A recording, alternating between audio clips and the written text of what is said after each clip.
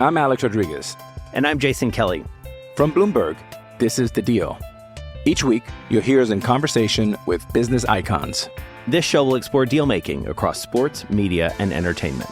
That is a harsh lesson in business. Sports is not as simple as bringing a bunch of big names together. I didn't want to do another stomp you out speech. It opened up so many more doors. The show is called The Deal. Listen to The Deal. Listen to The Deal on Spotify. It's only a kick, a jump, a block. It's only a serve. It's only a tackle, a run. It's only for the fans. After all, it's only pressure. You got this. Adidas.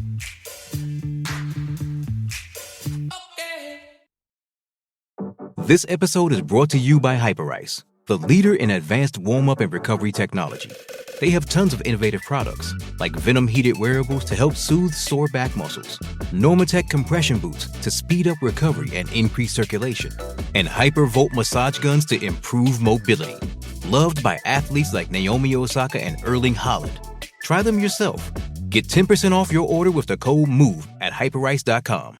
With threats to our nation waiting around every corner, adaptability is more important than ever. When conditions change without notice, quick strategic thinking is crucial. And with obstacles consistently impending, determination is essential in overcoming them. It's this willingness, decisiveness, and resilience that sets Marines apart. With our fighting spirit, we don't just fight battles, we win them. Marines are the constant our nation counts on to fight the unknown. And through adaptable problem solving, we do just that.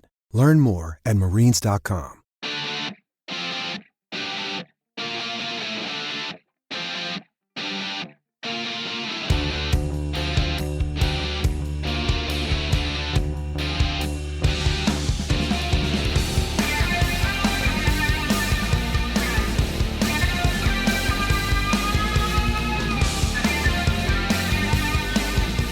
Welcome, everybody. Welcome back to another edition of the Skating Penguin Network Mailbag here at the Skating Penguin Network.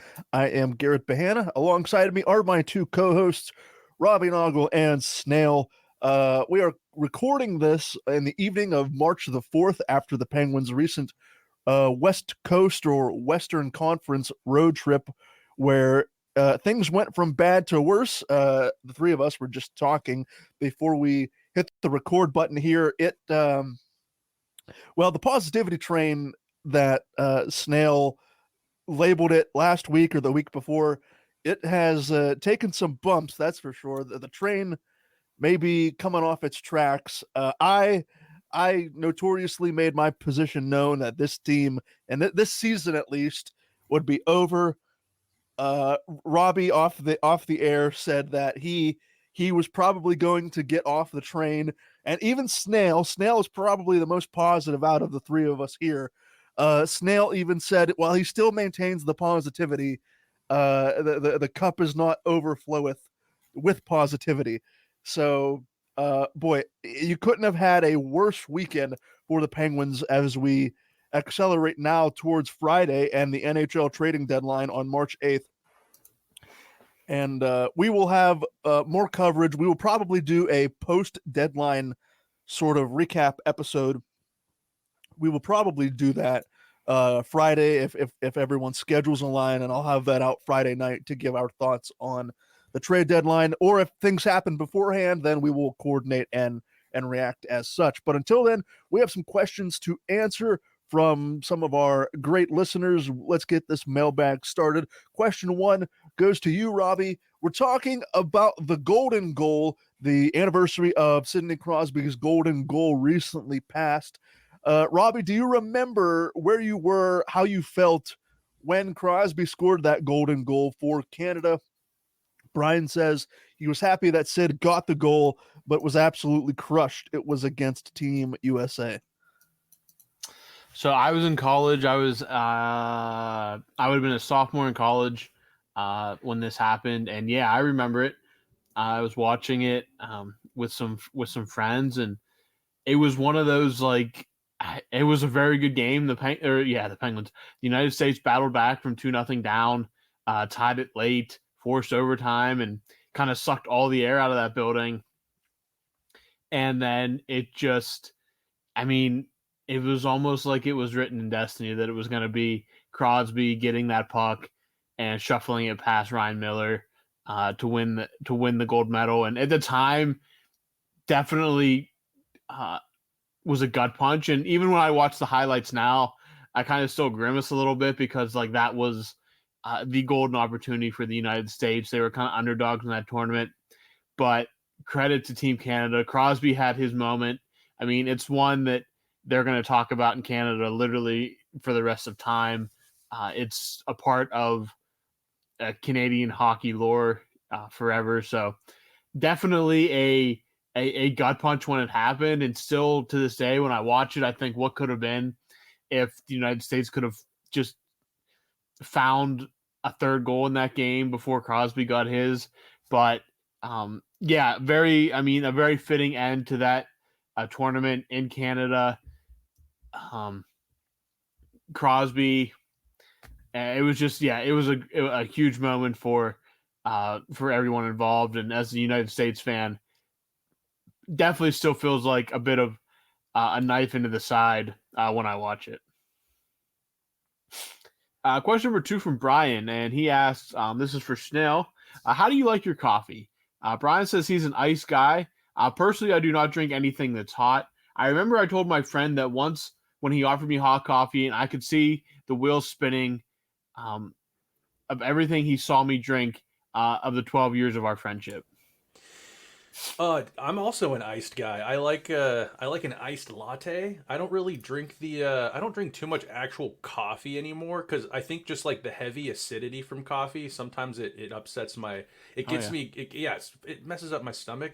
But I switched to mostly, I would say 99% of the time it's espresso, and I love an iced espresso. I actually got I got a Starbucks latte right here, but today I decided to get it hot. It's a nice day out here, but super chilly, and I was just kind of feeling a warm one. I'll mix it up every once in a while, but typically I am an iced guy as well. Iced soy latte with an extra shot in there. What about you guys?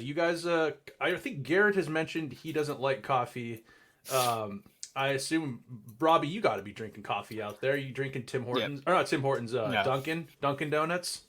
Dunkin' is my preferred. If I'm getting it from a shop, it's my preferred brand. But I enjoy a lot of smaller coffee shops that have different kinds of roasts and stuff. I'm not too picky when it comes to my coffee. I just don't like the burnt taste of coffee.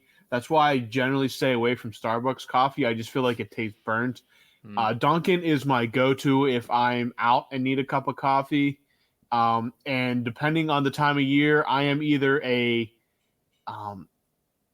hot coffee or a cold coffee. But I will say sometimes when it's like winter out blowing sideways, for some reason, a nice icy cold brew just smacks and hits a spot and scratches an itch that I have. So I again, back in college, I didn't start drinking coffee till college.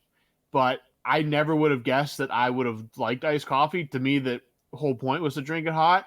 But I love iced coffee. In the summer, all I drink is iced coffee. Literally, that's all I drink. That's what I take to work in the morning. That is what I drink on the weekends. But in the winter, I'm definitely more of a hot coffee person. But I definitely I love good cold brew or just iced coffee in general.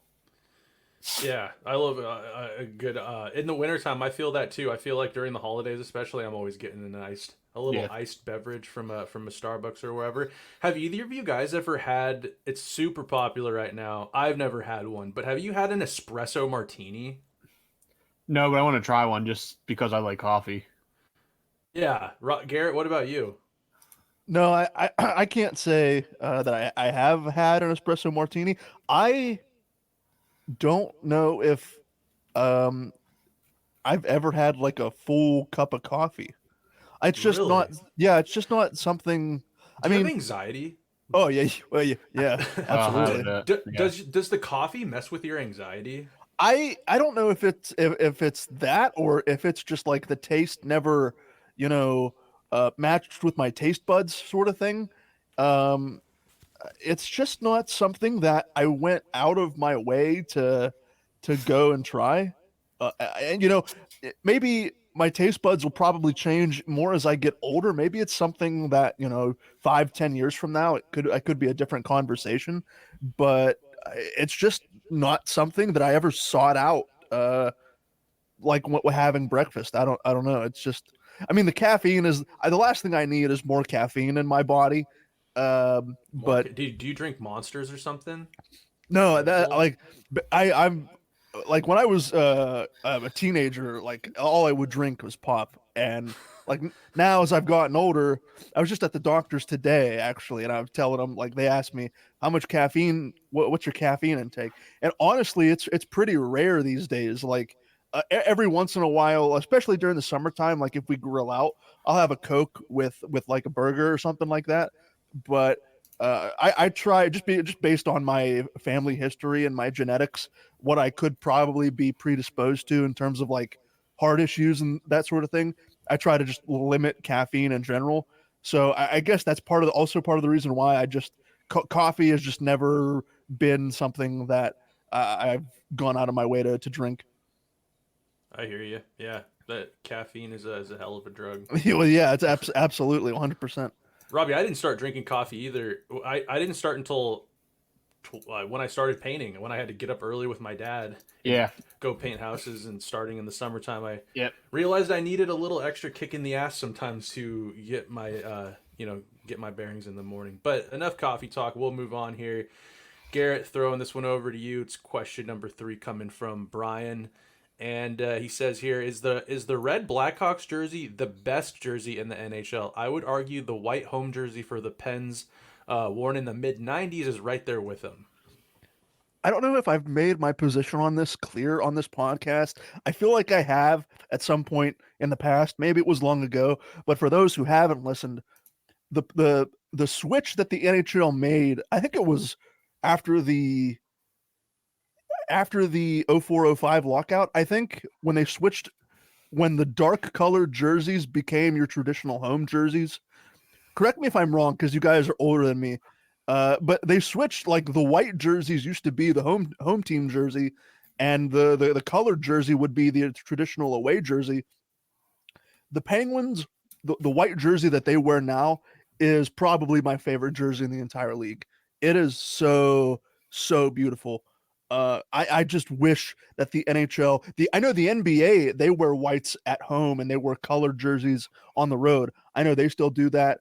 I think Major League Baseball is like that too, if I'm not mistaken. Traditionally, white jerseys, white colored jerseys at home, gray/colored jerseys on the road. So I absolutely, if I had it my way and I was in charge of that, white jerseys would be your home jersey color, and your colored jerseys would be your road jersey color. But yeah, I looked at the red Blackhawks jersey. Yeah, you'd be hard pressed to find a competitor, at least in my opinion, for best jersey in the league. If I was a Blackhawks fan, I'd probably would have gotten a Bedard jersey in the red color. If I wanted to roundtable this, if you guys have any other jersey opinions, but for me as a Penguins fan, I think they have one of the crispier jersey combos in the league with the colored jersey and the white jersey. But yeah, the white jersey for me is probably tops my favorite in the league. If anyone else wants to chime in with their jersey thoughts. Yeah, I mean the Blackhawks one, I think, I mean, it's hard to argue. I think it's a beautiful jersey. Penguins bias here. I really like the Robo Penguin. I think it was like the black Penguins jersey that they wore with the year, what it would have been Sid's rookie year. I'm not saying it's the prettiest or anything, but that when I see that jersey, it provokes a feeling, and I like it. Robbie, any jersey thoughts before we switch questions? Yeah, the white is obviously very clean. I think most white jerseys tend to be very clean. In general, I think the white really sticks out against the ice. I think it looks really nice. Montreal has a great set, a very classic set. So does Detroit. Detroit has a very clean and classic set. There's some very bad uniforms in the NHL as well, but Calgary going back to their traditional colors has been one of the biggest upgrades in jerseys I think we've seen in a very long time. And now if we can just get St. Louis to go back to those lighter blue, bolder yellows. That would be basically cap it all off, because that would be the next biggest upgrade next to Calgary, I think, would be that. The Calgary uniforms are just absolutely phenomenal.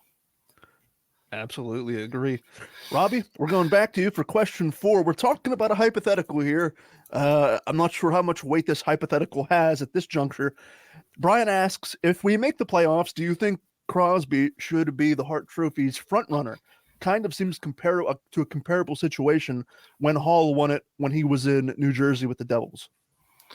Front runner, no. Candidate, yes. I think at the end of the day, it's going to come down to McKinnon and McDavid. What McDavid's done to turn, remember how bad Edmonton was at one point this season? What he's done to help turn this team around and get them back, not only into playoff positioning, but back into,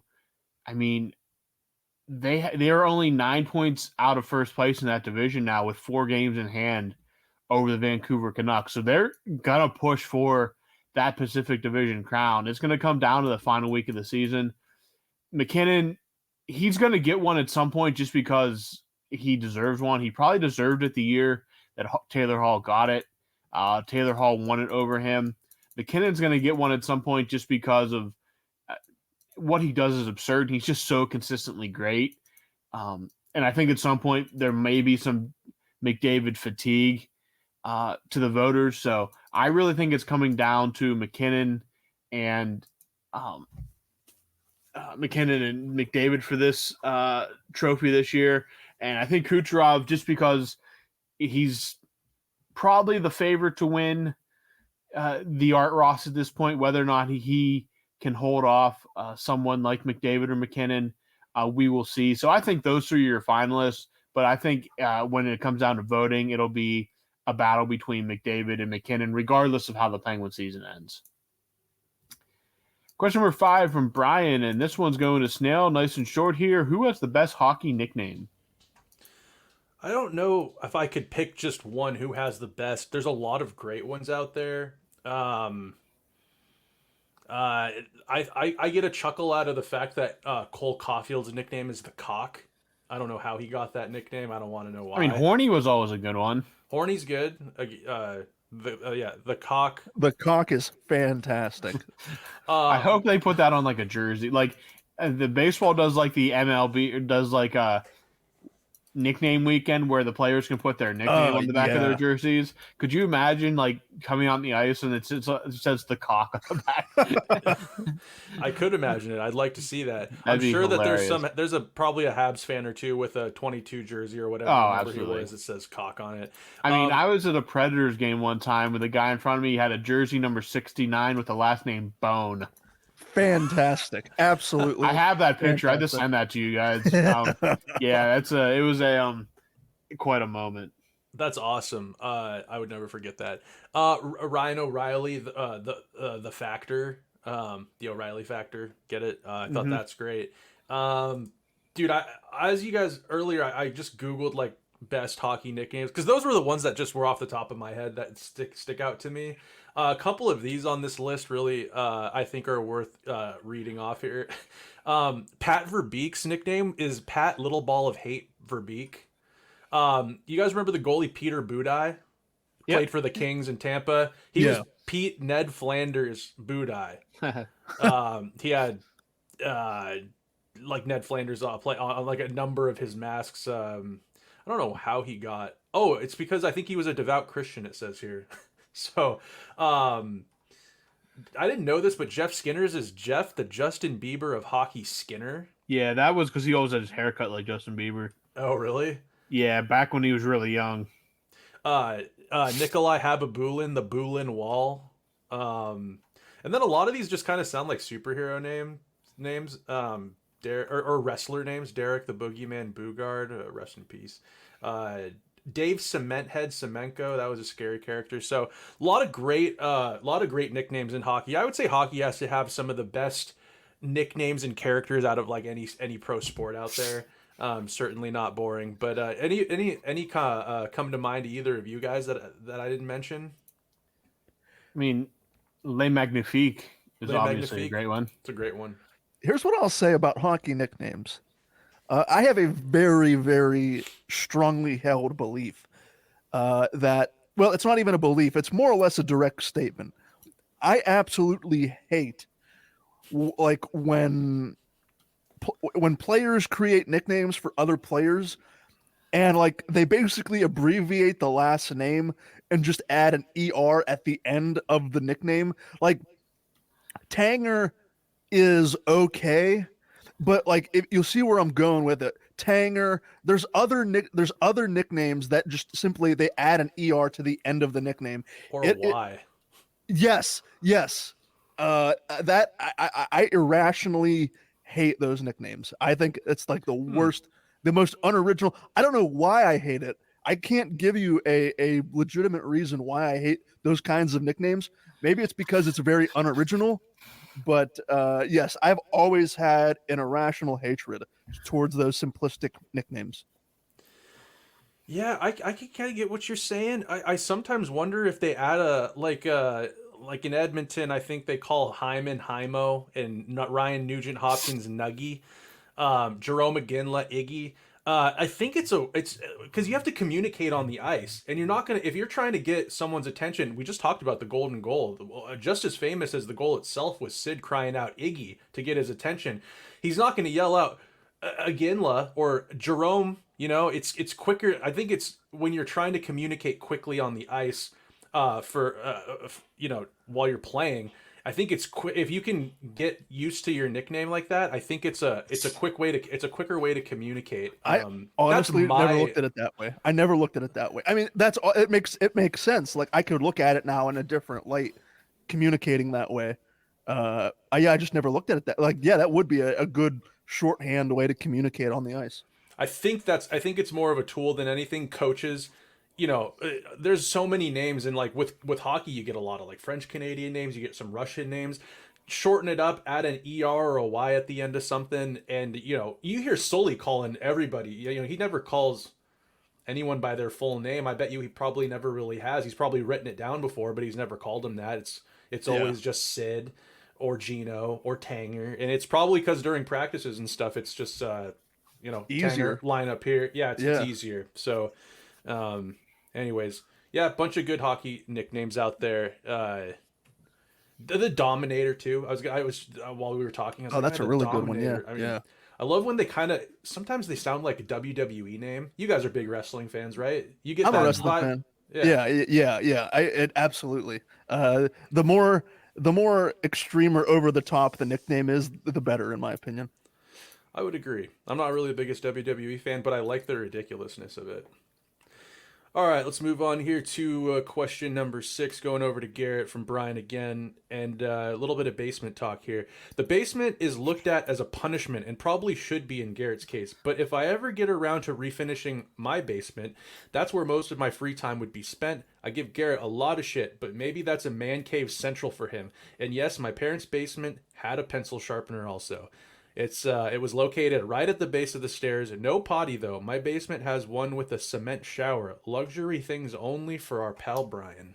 So I have to ask both of you, do both of you have a basement? And if you do have a basement, is your basement finished, not finished, or partially finished? So right now, I moved 2 years ago. I used to have a sick basement. And now I don't. I live in a 1-level house now, so I want to build. I want to buy like a big ass shed and turn it into what a basement would be. Mm-hmm. But short answer, no, I don't have a basement right now. Robbie? So I live with my brother, and his house has a basement. It is unfinished. It will be finished at some point. When I lived with my parents, we had, growing up until I was probably like 8 or 9, we had an unfinished basement, but my dad finished it and became kind of like where we hung out. So yeah, we had a finished basement, and they actually put a bathroom in there. It was not there originally. They tore up the floor and put a bathroom in there. It did not have like Garrett's where it's just like a toilet down there. It was put in post build. when I was younger, my basement was always partially finished, and that became the place where me and my friends would hang out. I had a swimming pool up until last year in my backyard, and after we were done swimming, we would go into the basement to cool off, and we had this like big old school. It was like one of the first generations of big screen TVs. It was just a behemoth box, and we would put either my PlayStation or my Xbox down there. We would sleep down there. We would watch TV. We would hang out down there. Now the basement is filled with clutter. And so I've always told my parents, like, I just want to get rid of all the junk that's down there and go back to how it used to be, which was a partially finished, like, man cave sort of thing with a TV and everything. But will we ever get back to that? Probably not. But yeah, my basement was partially finished. Now it's just a place to store junk. A sad state of affairs as time has gone on. There's probably a metaphor in there for time as well as time moves on. But with that, we will move on. We'll move on to question 7 as we go back to Robbie here. We're talking about Sidney Crosby. Brian asks, have we ever seen a player play at such an elite level as Crosby has at this age? It's very rare. I'd say a Yager is so elite at this age. But the list is very, very short. Some goaltenders, but goaltending is in a completely different position when it comes to age and performance. So that's not really quite as fair to list there. But as dominant, no. I mean, if you look at guys, Ovechkin was still really good. At around this age, him and Crosby weren't that far off from each other. Was still really good. But Steven Stamkos, another one that comes to mind, has injuries and just not the same player that he was kind of projecting to be. I mean, he's probably going to be a Hall of Famer. He has over 500 goals, but has taken a step back. A lot of these guys, it's so hard. And again, in today's world, it's so much easier for these guys to get great training, great nutrition. They're so careful about what goes into their bodies. The training is so perfect and so just designed for them that it's a completely different world than guys in like the 70s and 80s and even 90s really coming up through the system. But the list is short, and Crosby is probably right at the top in terms of being able to perform at this level for this long. And it's just, there's no sign of a degradation in talent. It's just there all the time, every game, every shift. It's just there all the time. Question number 8, sticking with Brian here for Snail. I know this is going to piss off Garrett, and maybe that's the point of this question, but we need a guy like Rempe for the Rangers. Young, hard-nosed unit of a guy on the fourth line who's not afraid to drop him and adds energy to the room. Yeah, this will piss off Garrett. Rempe is I think he's an extreme case. Like, he's an interesting story, especially in the current climate of the NHL. Of course, I would like an exciting young player like a Rempe he's so young with his size and everything. It's like, I mean, he'll probably be a great, I mean, you don't know what his ceiling is. Right now, he's kind of a goon, but he's got a goal. I think he's got a game-winning goal that bounced off his ass, which is, he gets to the net. That's what I hear when I hear it bounces off his ass. He's not afraid to go to the net. And that's a trait that I really value in a hockey player. But I mean, yeah, the Penguins it's been a long time since they valued a player like a Rempe. I think a couple examples that we've talked about on here a number of times. Hornquist, I think with his last season as a Penguin, he got in his first career fight. So for a guy like Hornquist, who plays that blue-collar, hard-nosed brand of hockey, with how much of a pest he was and how physical he was, he only had one career fight. Brandon Tanev, kind of cut from a similar cloth. He's not a guy that drops the gloves very often. He plays a very physical brand of hockey. a clean but physical brand of hockey. Doesn't really, I mean, he will drop the mitts. We talked about it, I think, on the last mailbag, him and Garland going at it in quite a tilt out in the Pacific Northwest. It's not even about fighting all the tough guys. I think there are people that really do like that in hockey. We were just talking about WWE. There are people that like the heavyweight tilts. Oh, this team plays this team. Oh, they have a heavyweight on their fourth line. They've got a heavyweight on their back end. Maybe they have a conversation before puck drop. There are people that like that. And for me, I will say that I enjoy it, but that's not, it's not the most exciting thing about the game for me personally. I would, of course, like everything that Rempe is right now is exciting. And I think the NHL is benefiting from a guy like him right now coming in. So with that said, I wish the Penguins, with this team, if this team is, I'm not trying to get ahead of myself, but if this team is going to be taking a bit of a step back in a retooling or a rebuild, they're going to be losing a lot of games. This game that we just saw in Edmonton, down 3-0 very quickly into the first period, a big physical player that can play a nasty brand of hockey. We've seen it in past, in the playoffs, especially in prior years, a big hit or a player getting the boys going by dropping the mitts. That can change the momentum big time, just as much as a power play, a big penalty kill, calling even like a timeout at the right time. Sometimes I wonder why Sullivan doesn't call timeouts, but that's another conversation. You got a guy like Corey Perry, and Evander Kane wasn't necessarily running around in that game in Edmonton, but he was being Evander Kane out there.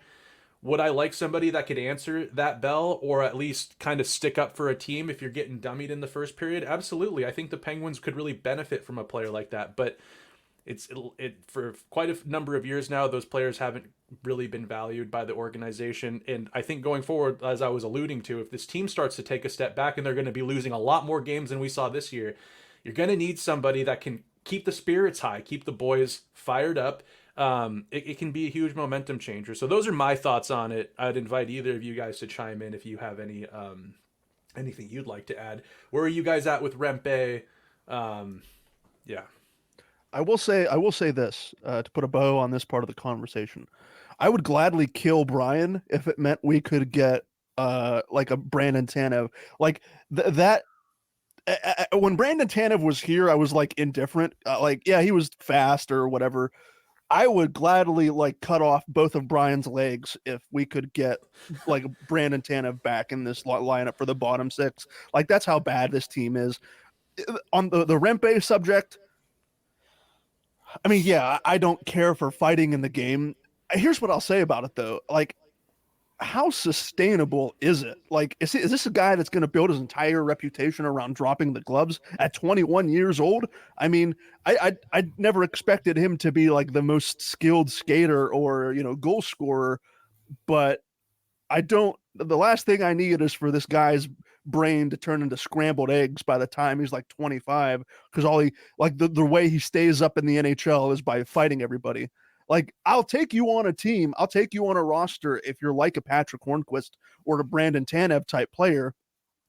But if you're just going to waste a spot on the fourth line just to drop the gloves, I don't see a need for you. So if Rempe can develop that, I'm not saying he has to become the most offensively gifted winger the Rangers have ever seen, but have more of an identity than just some big meathead who can drop the gloves. Absolutely. And I agree with you on that. I mean, if this kid is 21 years old and all he's doing is going and fighting every heavyweight, that's not even hockey. Like, you need, in this day and age, with the, let's go into it a bit more, with the way the cap is structured, this hard cap, you need to utilize every position as best as possible, and fighting doesn't get you points on the scoreboard. Exactly. That's so, go ahead, Snail. But if you have, because it is a fast physical sport, and it is not as often as it used to be, but it is policed a bit by the players themselves. If you can have a 6'5" right winger who can give you hell, even 10, 15, 25, the more the better goals, or even just put up assists, be on a second unit power play. But when there's a lot of pepper in the pot, as Pierre Maguire would say, he can drop the mitts and stick up for a teammate, stick up for himself. Hey, I love it. All the better then.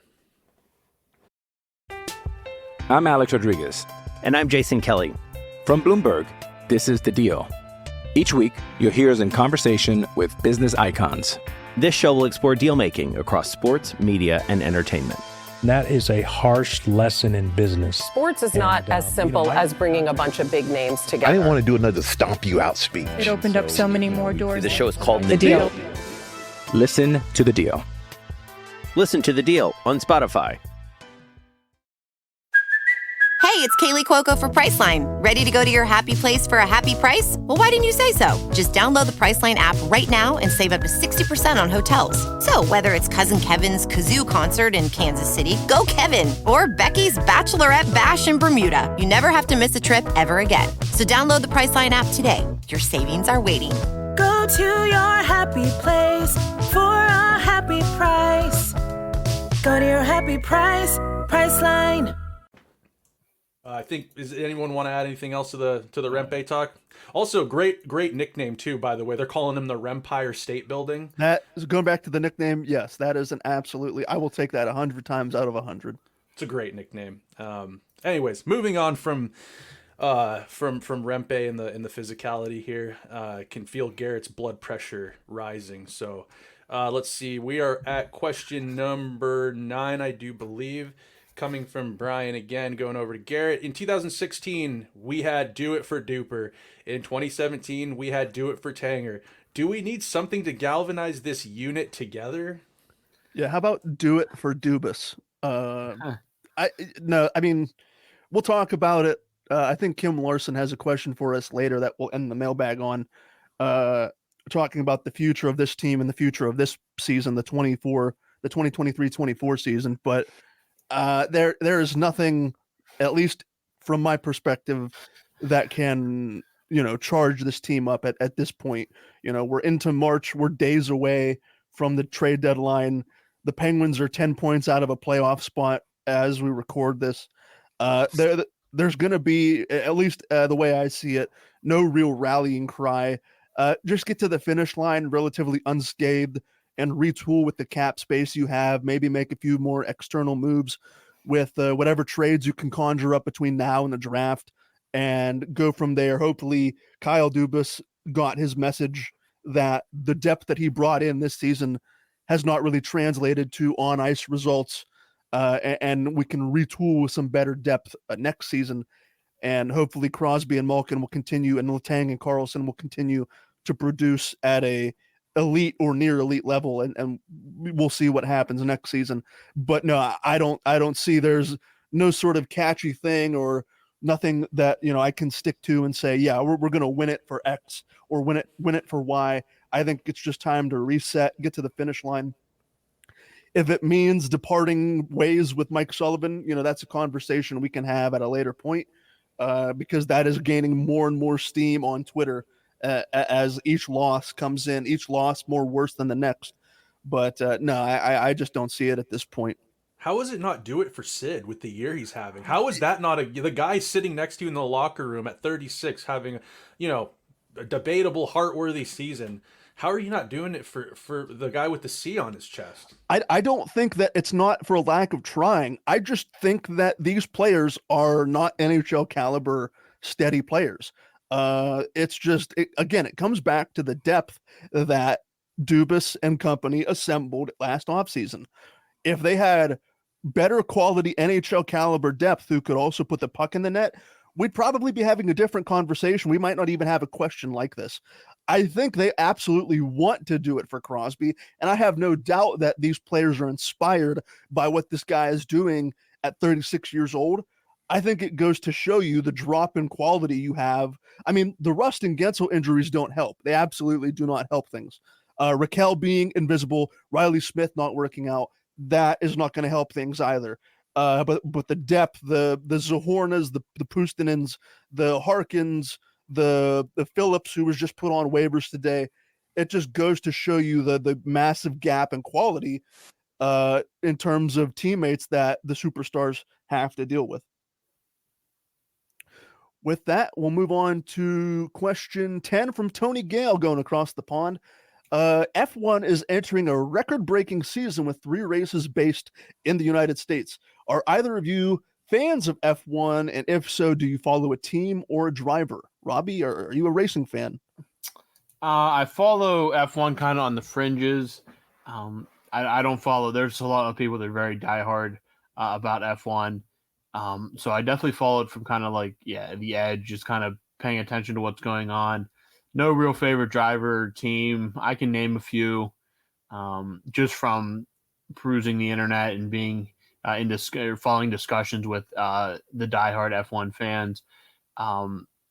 A couple big races I might tune into, but other than that, I don't delve much time into auto sports all that much. F1, Indy, NASCAR, anything like that, outside of maybe some big races throughout the season. So no, don't follow a specific team. Don't really follow a specific driver at all. But I understand why people get hooked to it. I know it can be very enticing, and the drama can be quite addicting. But I like so many other sports, I don't really have time to add another right now. So that's kind of where I stand with Formula One. Question number 11 from Brian. Back to Brian here. Is Jesse Marshall of The Athletic correct when he said Chris Kunitz is one of the most important wingers in franchise history? Without a doubt. Chris Kunitz was, I think they nicknamed Rob Scuderi the piece. I think Chris Kunitz was the piece. Yes, I agree. We all remember the trade. Ryan Whitney, supposed to, a bright young player, a defenseman for the Penguins, was kind of considered a part of that core, the original kind of core that they were building to become competitive with Sid and Gino and Flower. And I would have included Ryan Whitney as part of that plan. And then he was traded to Anaheim for Chris Kunitz and was it Tangradi?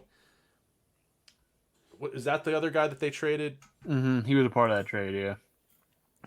Anyways, Tangradi never really played out, but Kunitz, huge. Sid's right-hand man or left-hand man, whatever side he was playing on. He could play up and down your lineup. He played in Pittsburgh for, 9 years. Had success in the playoffs. He was a big piece in every cup run that the Penguins went on. We all remember Garrett was in the building for the knuckle puck that beat Anderson.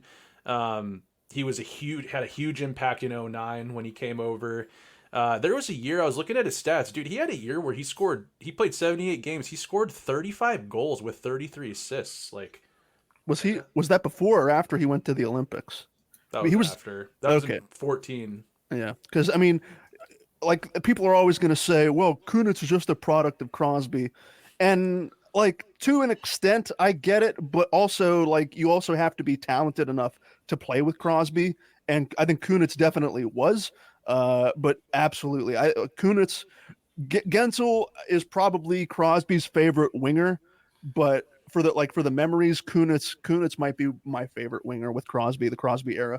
One of my favorite players to play for the Penguins, a guy that really had it all. The Penguins could use a Chris Kunitz type player right now, but unfortunately, there's just not a lot of players out there anymore like him. Chris Kunitz, sneaky tough. He could drop the mitts. He could stick up for players. He could stick up for himself. He could make a big hit to make an impact in a game. He could run someone over. He had an offensive touch to his game as well, which is what I think kept him in the league for so long, kept him stapled to Sid's side there at times, and then I think it was it was when the Penguins would be decimated with injuries. That's when they put together the Sid and the Kid line down the stretch, and I think it was 2017. That's kind of when you saw Kunitz kind of no longer on Sid's line as much, because you had Sid with the speed and the impact that Gensel and Shearer were providing, but that's a whole nother conversation for another day. But yes, Kunitz was incredibly impactful. He was a tremendous hockey player. Meant a lot to the city of Pittsburgh. He was there for, in the modern era for all of their cup success. So I miss Kunitz, and I think he's in Chicago doing some sort of work with the Chicago Blackhawks. I always wondered if maybe he'd come back to Pittsburgh in some capacity, because I think when you think of him, you think of him as a Penguin. But I wouldn't argue with Jesse Marshall in what he said. What did he say here? Most important winger. I would say one of. Gensel probably up there. Penguins have a long history. They have had a lot of good players come through, but Chris Kunitz, I would say, is definitely on, let's just say, the Mount Rushmore of wingers to come through, impact wise. I don't think would you guys argue that? No, I don't think I would. No. Yeah. All right. We'll move on then to a question coming here from Tony Gale, and let's see. He says here, what do you think Dubas's long-term plan is with the current unpredictable future of Gensel? Is he looking for a ground-up rebuild following the retirement of the trio, or are we heading for a future built on the foundations of Gensel and Jari? Well, I mean, if some rumors are to be believed, both Gensel and Jari could be traded at the deadline, and then the Penguins would. Maybe Nedeljkovic gets traded too. There are so many possibilities that the Penguins could exercise over the next few days as we get to the deadline. Like, there's a scenario where Jari and Nedeljkovic could fetch you some draft picks or like a mid-tier prospect.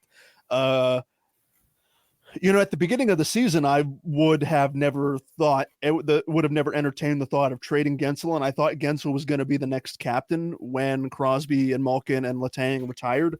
Now, as we sit here the same week of the trade deadline, with every notable insider basically saying Gensel probably will be traded. Look, there's always a possibility he comes back in unrestricted free agency on July 1st, but I think the most likely outcome is whatever team gets Gensel will probably want to discuss a contract extension or have the foundation for a contract extension in place, which is unfortunate for the Penguins and Penguins fans. I just think that's going to be one of the prices of doing business. So looking at the future, I would not be surprised if this happens. I would not be surprised if Dubas has filled Crosby in on this plan, where Crosby sort of takes on that mentor role of sort of becoming the wise old master to this next generation of Penguins players, becoming the mentor, the old mentor to Braden Yeager and whoever else, whatever other forwards that they plan on developing and drafting over the next 3 to 5 years. I wouldn't be shocked if Crosby plays until he's 40. So that gives you 3-4 more seasons, depending on his health.